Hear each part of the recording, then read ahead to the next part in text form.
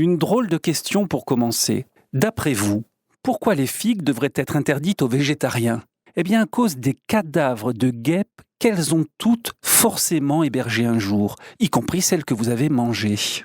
Et oui, parce que la figue, figurez-vous, n'est pas un fruit. Eh non, mais une fleur inversée, recroquevillée à l'intérieur de ce réceptacle charnu qu'on croque.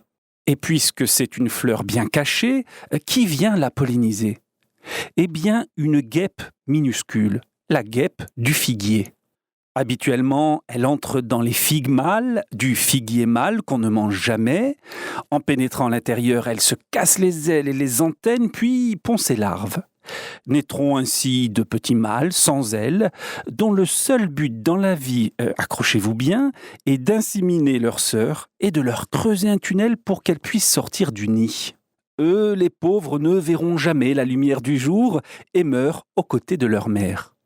Tout ça se passe donc dans les figues mâles, du figuier mâle que nous ne cueillons jamais, je le répète. Sauf que parfois, les guêpes du figuier se trompent de lieu de ponte et entrent dans des figues femelles, de figuiers femelles, celles que l'on recherche avec appétit. Là encore, les malheureuses se brisent les ailes et les antennes au passage, et dedans cette fois, pas de place pour pondre et impossible d'en ressortir.